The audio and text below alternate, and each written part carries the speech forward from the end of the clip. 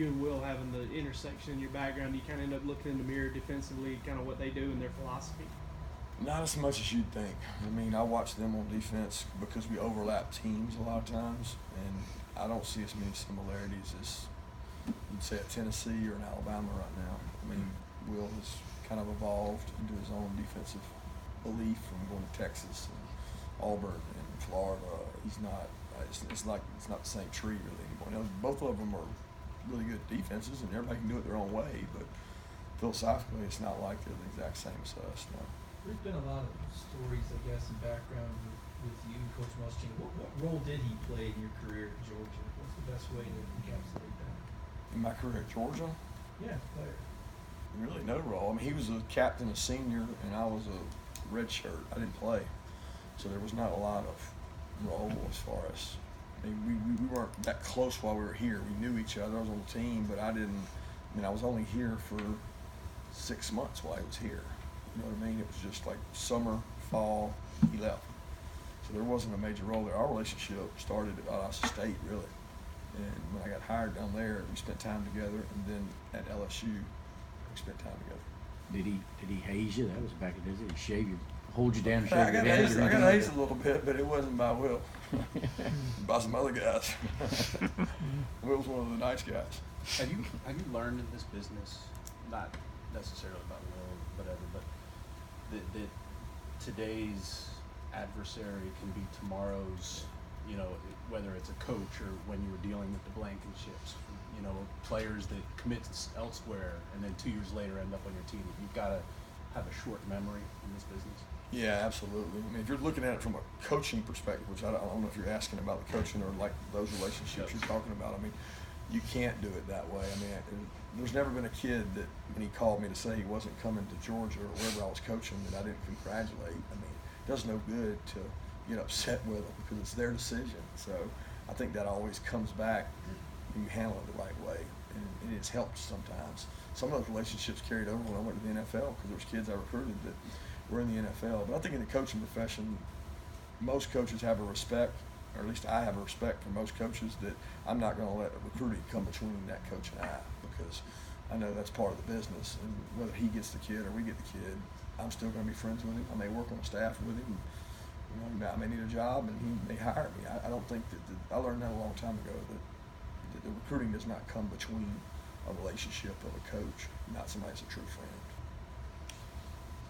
On the importance of familiarity with you guys, Will was talking about today how, you know, I mean, I think you guys crossed paths or joined forces together in the NFL when y'all both coached there with the Dolphins. Is that right? I came when he left, but okay. we were in the same place, we were at the same time. Right. When he left, it opened the spot. But he was talking about just the playing divisional teams twice a year and all that stuff, and the familiarity and how overplayed that is. Do you kind of see that the same way? As doesn't really matter how familiar you are with the team because of the fact that new wrinkles and it does all come down to execution?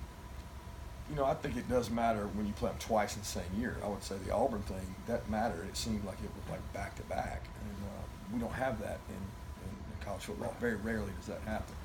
In the NFL, that happens every year, you know. But I was only in the NFL a year, so I don't really know how those guys look at it. But I don't look at it like, oh, we're so familiar with South Carolina because we play them once a year.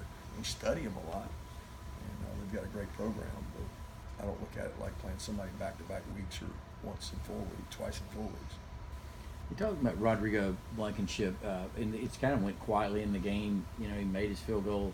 He was 8 for 8 on touchbacks. When you go back, I remember you saying, you know, well, I'd like to see more range out of him. I'd like to see his kickoffs.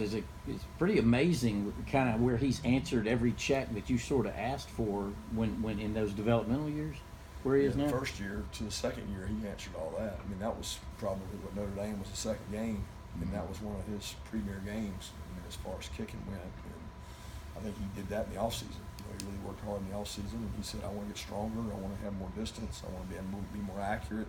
He did a lot of that. Now he's got more goals for this year. He sets goals for himself, and he started off the right way. I mean, he did a tremendous job. He's a weapon, and he was on Saturday, and I hope he continues to be. Kirby, did the first game tell you much about your pass rush? What did you think of Brenton Cox's first game? I don't think the first game's a good judge. They were such a running team, and they were not going to hold the ball on third down. You know, they were going to get the ball out quick. It was a quick deal. They were going to try to hold the ball, so it was a little bit different. I thought Brenton played hard. I didn't think he played things right all the time, but it was his first game. I mean, I'm glad he got to get that under his belt. Brenton's practiced really hard this week. I know that, so he's got a motor. What about, I don't know if we've asked you about Jackson Harris. Yeah, you know, he got his foot injury and he's had the surgery and you don't know how long. I mean, it's probably a little worse than Malcolm's was last year. 2 more questions? I wanted to ask about J.R. Reed, just kind of looking at him in general, how much he's developed over the past year and how has he kind of taken on maybe more of a leadership role this season? Yeah, he's a great kid. I mean, he's so positive. He comes up, wants to meet every day. I mean, he's a joy to be around. He's competitive spirit. I mean, football's important to him. I mean, he's what you want in a safety position because he's not afraid to take control, make calls, be demanding, confront other players. I mean, he's really done a good job for us.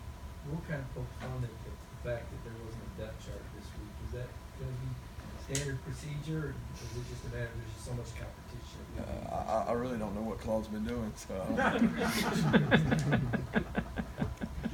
Pile on. guys, I'll be honest with you, I have no idea what they're talking about on the depth chart. So if that's something that we need to get fixed, obviously we can do it because they have it in the flip card, they have it in the chart. I mean, I didn't think we gave one any of the last 2 years, so I didn't know we were doing something different. But He was just you joking guys about it know. today in his press conference. Press conference. Yeah. Yeah, he's good at jokes. All right. See ya. Thanks.